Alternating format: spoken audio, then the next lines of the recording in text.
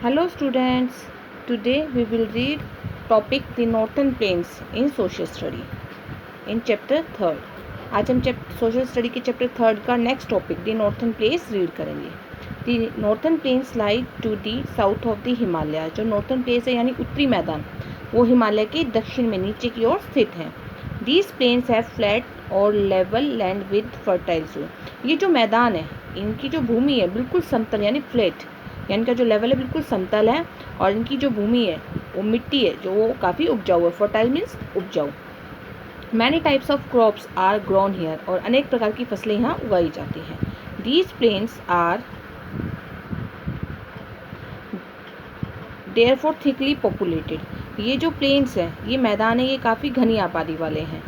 Many river like the Ganga Yamuna and the Brahmaputra flow through this plains. और काफ़ी नदियाँ यहाँ पर बहती है जैसे गंगा, ब्रह्मपुत्र और यमुना, ये इन मैदानों में बहती हैं.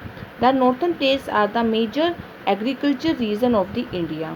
जो नॉर्थन प्लेन उत्तरी मैदान है वो भारत के कृषि प्रधान प्रदेश है, मुख्य कृषि प्रधान प्रदेश है. In fact these plains are called the food bowl of India. और इसीलिए इन प्रदेशों को फूड बाउल ऑफ इंडिया कहा जाता है क्योंकि यहाँ पर जो बहुत ज़्यादा खेती की जाती है, इसीलिए इसे फूड बाउल ऑफ इंडिया के नाम से जाना जाता है इन प्रदेशों को. The northern plains are also known as the Gangetic plains. Northern plains को दूसरे जो नाम है उसको गंगा के मैदानों के नाम से भी जाना जाता है क्योंकि यहाँ पर गंगा नदी बहती है, इसलिए इसे गंगा के मैदानों के नाम से भी जाना जाता है. There are some narrow strips of plains along the coast of Arabian Sea in the west and Bay of Bengal in the east. कि इन मैदानों की कुछ संकरी पट्टियाँ जो हैं अरब सागर और बे ऑफ बंगाल की खाड़ी के किनारों पर स्थित हैं. These plains are also fertile and many crops are grown here. और ये जो मैदान है ये काफ़ी उपजाऊ होते हैं और यहाँ पर अनेक फसलें उगाई जाती हैं अनेक प्रकार की. River like the Mahanadi, Godavari, the Krishna and the Kaveri flow through these plains. इन मैदानों में ये नदियाँ बहती हैं, महानदी, गोदावरी, कृष्णा और Kaveri. Next topic is southern plateau, Deccan का दक्षिणी पठार.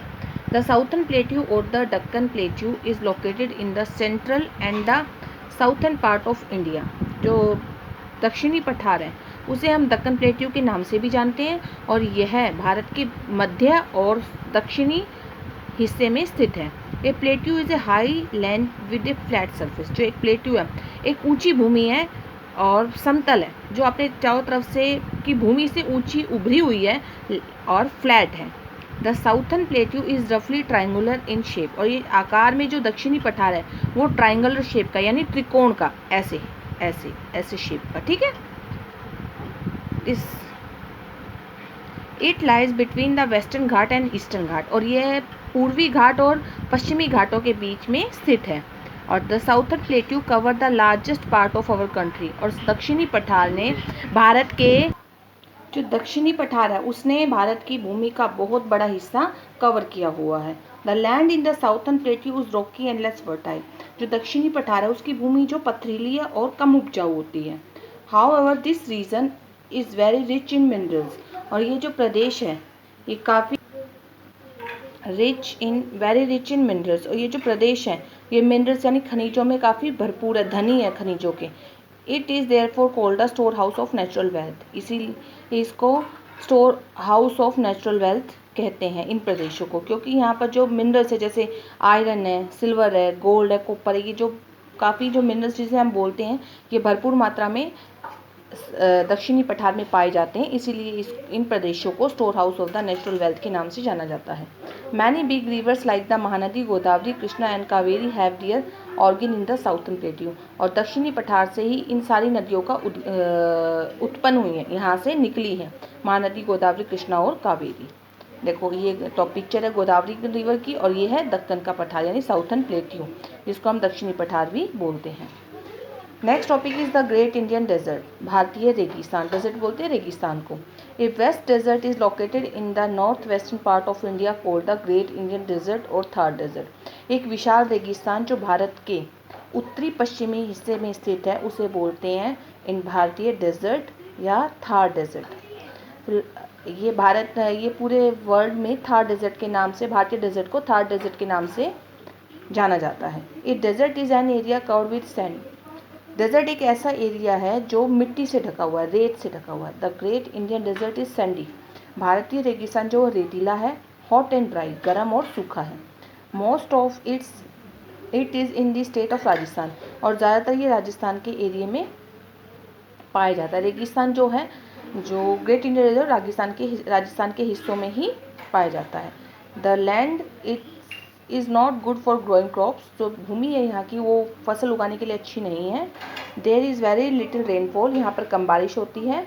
Very few plants such as cactus and bushes grown in this desert. और यहाँ पर बहुत ही कम पौधे उगाए जाते हैं, जैसे कैक्टस है, कांटों वाला होता है कैक्टस, गोल गोल, और बुशीज यानी झाड़ियाँ उगाई जाती हैं। The great Indian desert is not thickly populated.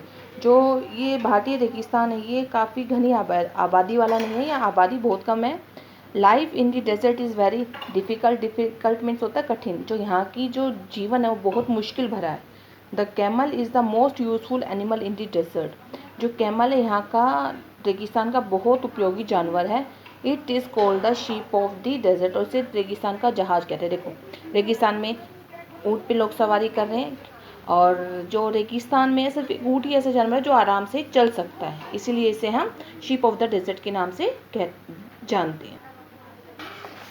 Next topic is the island, द्वीप। An island is a piece of land surrounded by water on all side. Island ऐसी भूमि का टुकड़ा जो चारों तरफ से पानी से घिरा हुआ होता है, surrounded by water on all sides. India has 2 groups of island. भारत में 2 द्वीपों के समूह हैं।